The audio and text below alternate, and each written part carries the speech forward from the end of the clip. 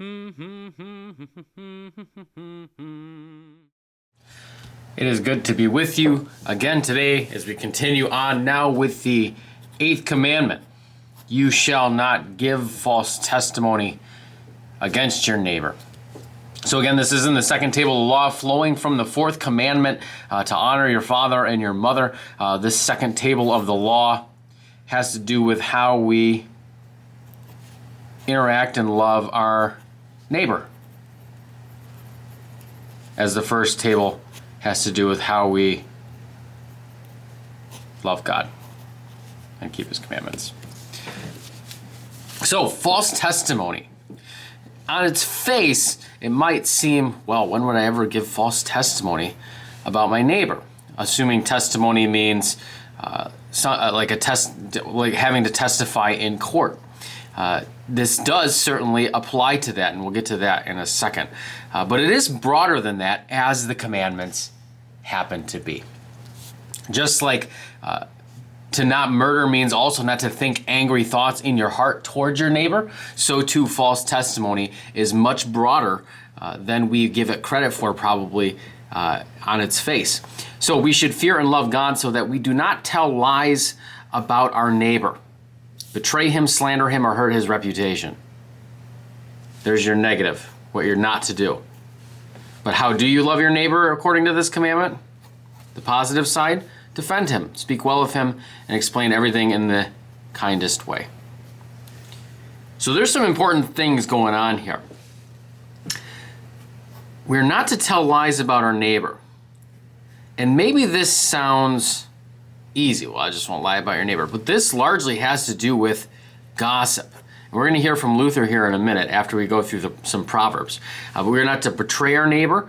Slander is a big deal. Or hurt his reputation, which is kind of the same thing.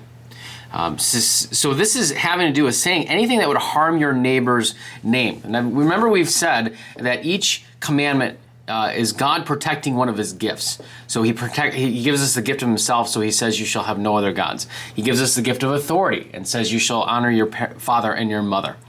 He gives us the gift of life and says you shall not murder. Gives us the gift of family and intimacy and marriage and says you shall not commit adultery. Gives you the gift of possession and says you shall not steal. And here he gives you your own name. And so he puts a protection around this in the commandment to block everything out, to protect it. And all this stuff's bouncing off the wall. He wants you to have a good reputation because he has given you his name to call upon in prayer, praise, and to give thanks. And so he gives you your name so that you may love and serve your neighbor by your good deeds. So to hurt this reputation is to break this commandment. We don't want to hurt our neighbor's reputation, which means this is an insidious and evil thing. It's bad to gossip. It's one of the worst things. It destroys families, and it destroys churches, and it destroys workplaces. It destroys all kinds of relationships. And primarily, too, one of the things you'll notice about this is that all this has to do with communication. This is how we communicate with each other. The things we say to and about one another. So what we should do then is defend our neighbor. So if somebody is gossiping, you are obligated to defend your neighbor. This is probably not the way we should be talking about this person, or however you would say it. But you're to defend them, not to just let them be slandered by somebody, not to let gossip continue. In defending him too, you are to speak well of him and explain everything in the kindest way. So we'll talk about that too in a second. So speaking well of him, that's important as well.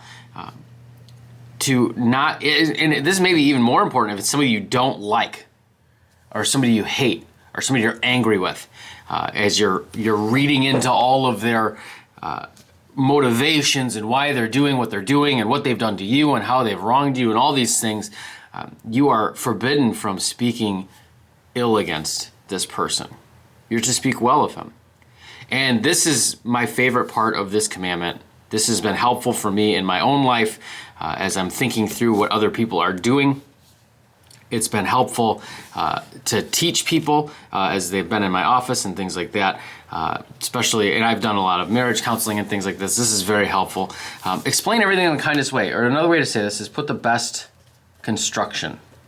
You probably heard Pastor Wade and I say it this way, on what they're saying or doing.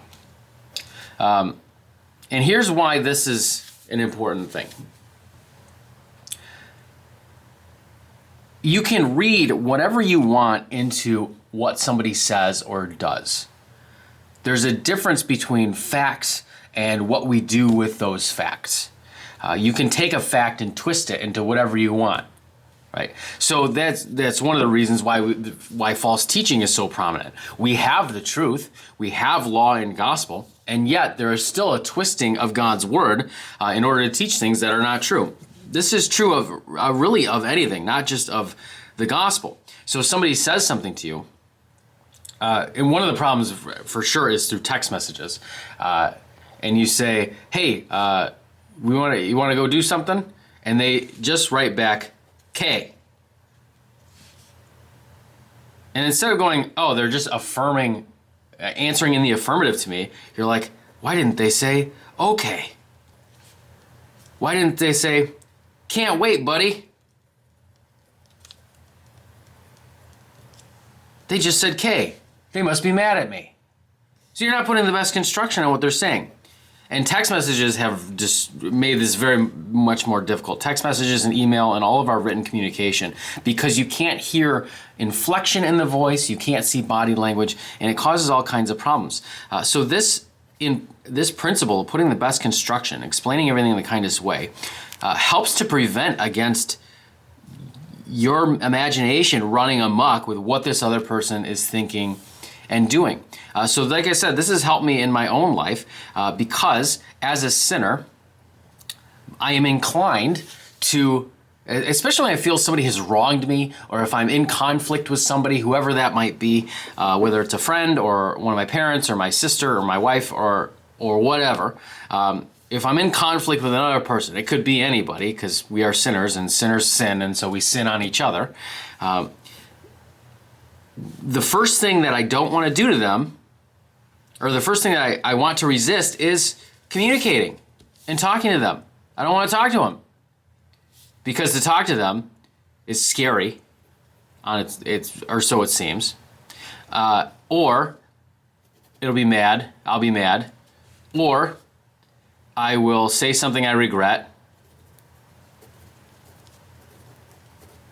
regretable, or even worse, I'll say what I mean, which might be the same thing. And the problem is, what you are thinking that the other person is thinking, what you are thinking that the other person means, what you're thinking that the other person intends, is almost always wrong. You are not a good judge of what other people are thinking or doing. People think that they are all the time, but they're not. And so our sinful flesh wants to run wild with what someone is saying or doing. And so in doing so, we don't put the best construction on it. We just get more and more mad. Communication gets more and more shut down, and we have more and more trouble moving on. And this is part of the reason why our relationships fall apart and are always in tension. People just don't talk. And the thing is, what this commandment has us do is get over ourselves and just talk to each other. To get our egos out of the way and to just have a conversation with somebody. Because the thing is, with anger and with slander and with gossip and with any of these things, anger is never the fault of your neighbor. It is always your fault. They might have done something that is worth being angry about, or they might not have, but that person cannot control how you feel. You harboring your feelings of anger or wanting to know the next juicy bit of whatever, that is on you, not on the other person. Just like you can't make another person feel or think or say or do anything, so too with this. So let's read some scripture and we'll talk about what Luther has to say about this as well. So first I wanted to start off with the law, with Exodus and Leviticus. It talks about this explicitly. You shall not spread a false report.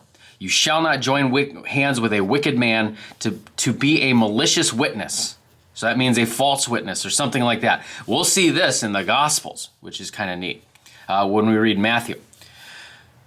You shall not fall in with the many who do evil, or many to do evil, nor shall you bear witness in a lawsuit, siding with the many so as to pervert justice. So this is saying, if everyone is saying, the whole group is saying one thing and you know it's wrong, don't side with them because you're a coward. And so to pervert justice. Have character. Have a spine. And say what's true.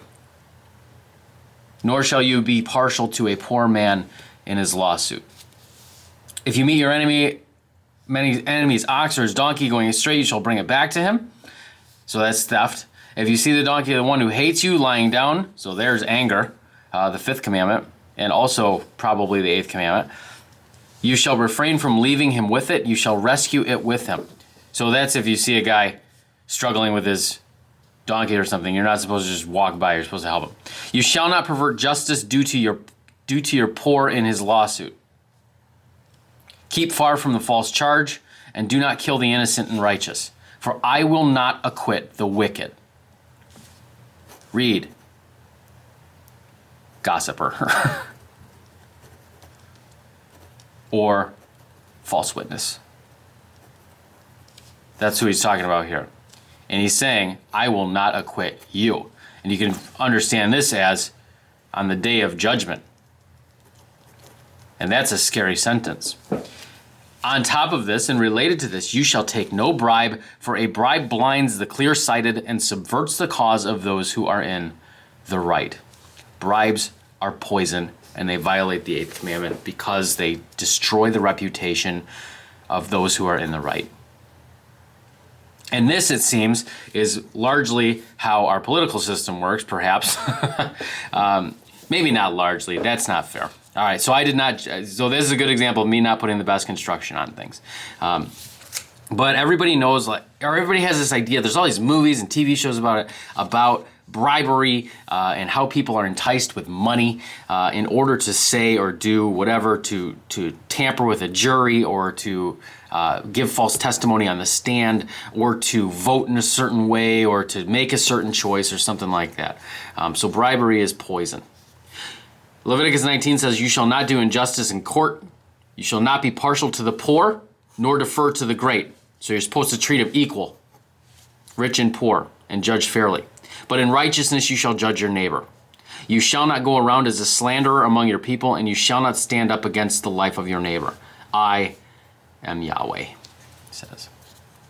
All right, so there's our start. So Luther talks about this in the first parts of his large catechism on the Eighth Commandment. But more applicable to us probably in our day-to-day lives, more than being in a court, which happens only occasionally, hopefully, is what happens between us and other people. So we're going to talk about this. To bear false witness is nothing else than a work of the tongue. Now God prohibits whatever is done with the tongue against a fellow man. This applies to false preachers with their doctrine and blasphemy, false judges and witnesses with their verdict, or outside of the court by lying and speaking evil. Right, so there's gossip and things like that. Here belongs particularly the detestable, shameful vice of speaking behind a person's back and slandering, to which the devil spurs us on, and of which much could be said. For it is a common evil plague that everyone prefers hearing evil more than hearing good about his neighbor. That is very true. Everyone, your ears perk up in the office when you hear somebody, hey, did you hear about whoever? Did you hear about Ron? Oh, boy. And then off you go. And sin starts pouring out all over. We ourselves are so bad that we cannot allow anyone to say anything bad about us. Everyone would prefer that all the world should speak of him in glowing terms. And yet we cannot bear that the best is spoken about others. That's a serious problem. So, let's look at some Proverbs. I have a whole bunch here, and there's one I really like. This one right here I thought was pretty interesting. But let's read through these a little bit. Like a madman who throws firebrands, arrows, and death is the man who deceives his neighbor and says, I am only joking. For lack of wood, the fire goes out, and where there is no whisperer, quarreling ceases. As charcoal to hot embers and wood to a fire, so is a quarrelsome man for kindling strife. I like this. There's a bunch of fire here. And this is not a little bonfire. It's a house fire. Is a better way to look at that. It's destructive. So let's chew on these ones real quick, and then we'll get to the rest. Like a madman who throws firebrands, arrows, and death is the man who deceives his neighbor and says, I am only joking. Right? So this is when you're hassling somebody, you're like, hey, man, I was just kidding. Hey, it's not a big deal. No worries. But it was obviously bullying. Obviously meant to provoke in anger, and then you're trying to write out, hey, or dismiss it. Hey, it's no big deal. And I like this one too. This one implies that somebody's always gonna be whispering, hey, and when that whisperer shuts up, the fighting stops because it has no more fuel. So it's like a fire running out of wood. When somebody stops whispering and slandering and stirring up trouble, quarreling ceases. As charcoal to hot embers and wood to a fire, so is quarrelsome man for kindling strife. So this is that same thing. This is another thought, meditation on this verse too. It's fuel given to a fire, to quarrel, to whisper, to gossip. Now I like this one. This one has to do with just what we read from Luther, that we want everything to be said of us in glowing terms, but we don't want to hear something spoke well of our neighbor. In fact, we are inclined to delight in the bad things we can think and say and hear about our neighbor. The words of a whisperer are like delicious morsels. They go down into the inner parts of the body. So you take in those little bits of gossip, little bits of secrets, and they make their way down. And as you know, that is what feeds you, what you move on, what drives you, all these things. It's what shapes you. This is a good thing. Oh, maybe this is a cool way to understand. You are what you eat. And if you're eating gossip, you're toxic, I suppose. So you're participating in it. You're endorsing it. You're contributing to it. You're all these things, adding fuel to the fire. And so God's law is hard on us. Like a glaze covering an earthen vessel are fervent lips with an evil heart. Whoever hates disguises himself with his lips and harbors deceit in his heart. When he speaks graciously, believe him not, for there are 7 abominations in his heart. Though his hatred be covered with deception, his wickedness will be exposed in the assembly. So don't just take everybody at their word either, especially somebody with a track record. Whoever digs a pit will fall into it, and a stone will come back to him who starts it rolling. So this is a good way to describe gossip too. You're digging your own hole, and the stone's gonna fall on you. And a lying tongue hates its victims, and a flattering mouth works ruins. The tongue, says James, is a forest fire. It's a small kindling that starts a forest fire. And these proverbs get at this. So these are good little ones to just chew on. So you take these little bits and you just think about what that means. The words of a whisperer are like delicious morsels. They go down in the inner parts of the body. Man, what does all that mean? What does it mean to eat? There's a lot of ways to look at this. What does it mean to talk to people? Because that's what it's talking about. Words, whispering. What happens when I eat something healthy? Then I'm good. What happens when I eat something unhealthy? Then I throw up.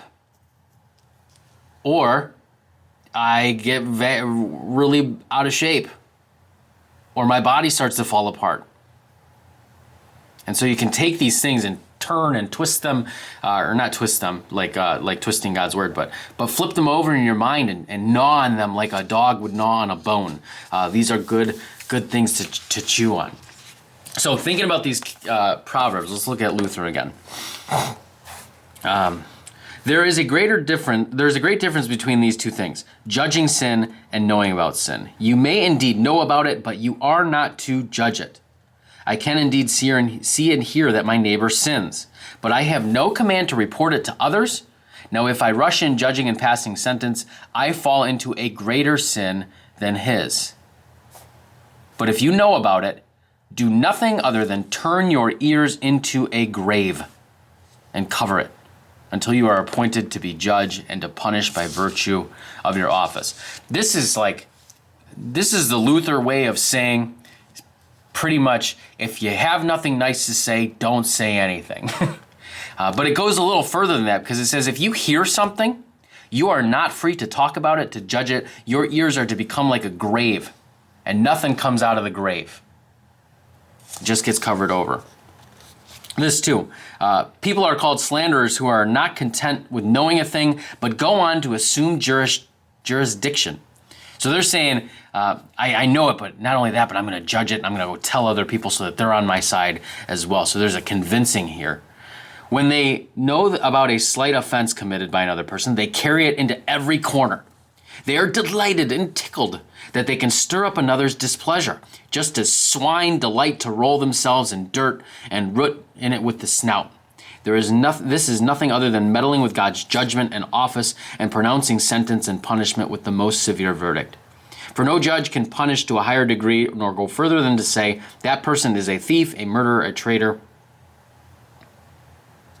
and so on. So I like this too. This is a good image as well. The person who gossips, who gets tickled and delighted, is like a hog rolling around in the filth. Is a good way to describe a gossip. So there's something to mull over there. Let's see, what else?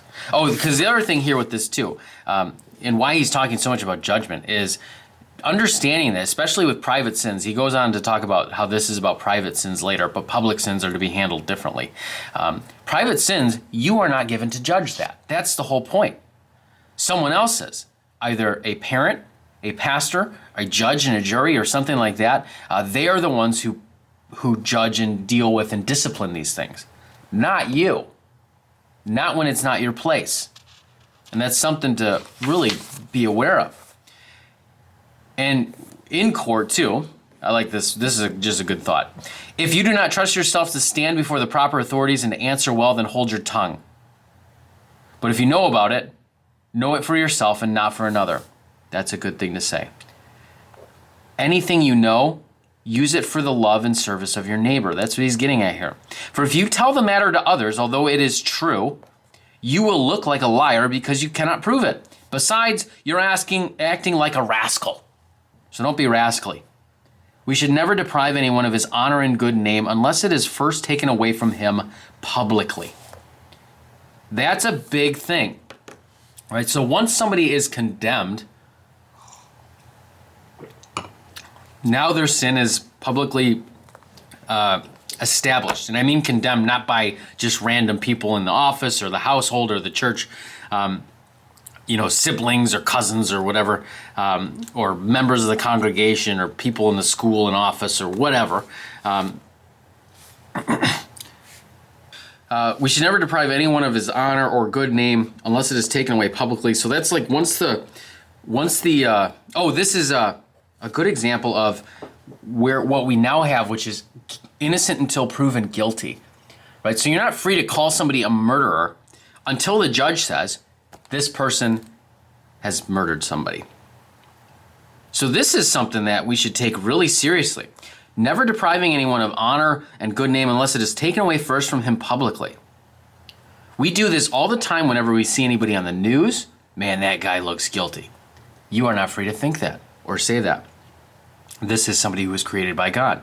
Or that politician is whatever you would say, liar, corrupt, whatever. It doesn't matter which politician, which side of the aisle, doesn't matter. You're not free to deprive that person of their honor and good name unless it is taken away from them publicly.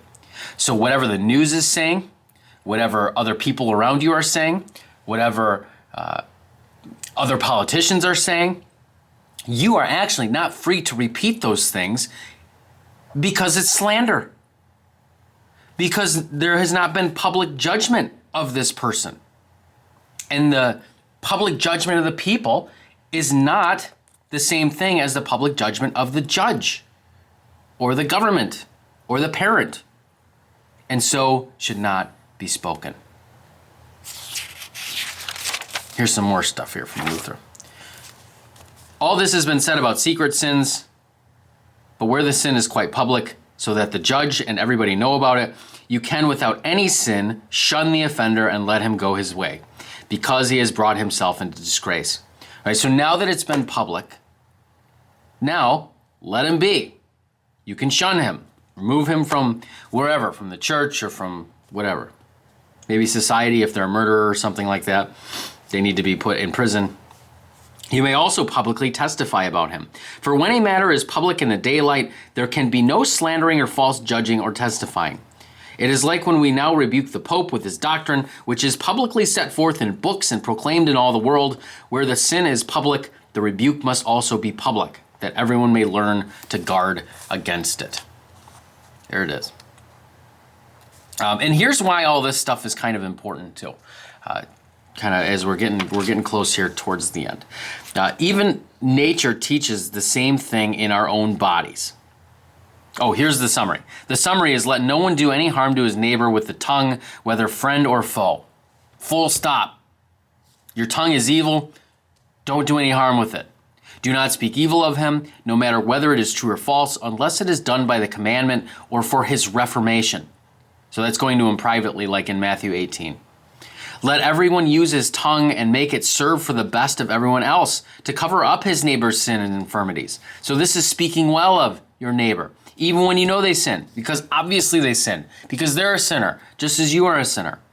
Excuse them, conceal and garnish them with his own reputation. Speak well of them, that's what he's getting at.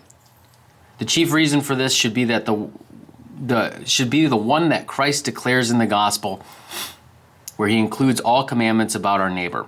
Whatever you wish others would do to you, do also to them. You want others to speak well of you, then speak well of them. You want others to put the best construction on what you're saying and doing and not read a bunch of malice in all of your words and actions, then do the same for them. And I like this because he ties it to the body. Even nature teaches the same thing in our own bodies. As St. Paul says, on the contrary, the parts of the body that seem to be weaker are indispensable. And on those parts of the body that we think less honorable, we bestow the greater honor, and our unpresentable parts are treated with greater modesty. So this is interesting how he frames this. No one covers his face, eyes, nose, and mouth, for they, being in themselves the most honorable parts of what we have, they do not require it. Your face does not need to be required, although right now it does because of COVID or whatever. But we don't cover our eyes and our face and our nose.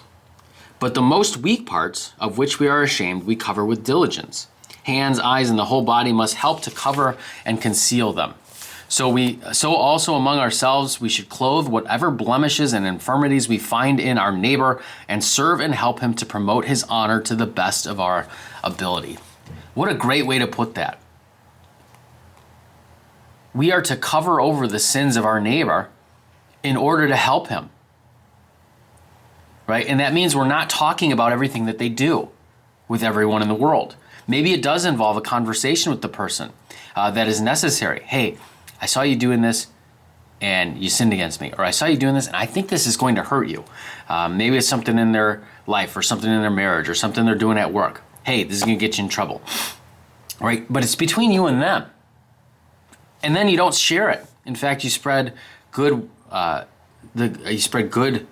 you don't spread anything, but you speak well of him in front of other people, and so cover up the blemishes and infirmities. On the other hand, we should prevent whatever may be disgraceful to him. It is especially an excellent and noble virtue for someone always to explain things from his neighbor's advantage and to put the best construction on all that he may hear about his neighbor, if it is not notoriously evil. Or, at any rate, forgive the matter over and against the poisonous tongues that are busy wherever they can pry out and discover things to blame in a neighbor. They explain and pervert the matter in the worst way, as is now done especially with God's precious word and its preachers. So he's talking there about false teaching in the church at the time he was writing this. So let's look at this. We're going to actually see this in court. This is from Matthew 26. Those who seized Jesus led him to Caiaphas the high priest, where the scribes and elders had gathered, and Peter was following him at a distance as far as the courtyard of the high priest, and going inside, he sat with the guards to see the end. Now the chief priests and the whole council were seeking false testimony. So these are the guys who say they're so good at the law, and here they are looking for false testimonies against Jesus so they could put him to death. But they found none, though many false witnesses came forward. At last, two came forward and said, "This man said, I am able to destroy the temple of God and rebuild it in 3 days." And the high priest stood up and said, "Have you no answer to make? What is it that these men testify against you?" So this is an interesting, like I said before, with a fact. Jesus did say this, and it is not blasphemy. But they are framing it as such. What is it these men testify against you? Jesus remained silent. And the high priest said to him, "I adjure you by the living God, tell us if you are the Christ, the Son of God." And he says, "You have said so." That's actually an oath in the first century. So that's like saying, "Yes, I swear. This is true. But I tell you, from now on, you will see the Son of Man seated at the right hand of power and coming on the clouds of heaven." With that, he uttered blasphemy. What further witnesses do we need? He deserves death. And so then they start striking him and punching him and spitting on him and saying, "Prophesy to us, you Christ. Who is it that struck you?"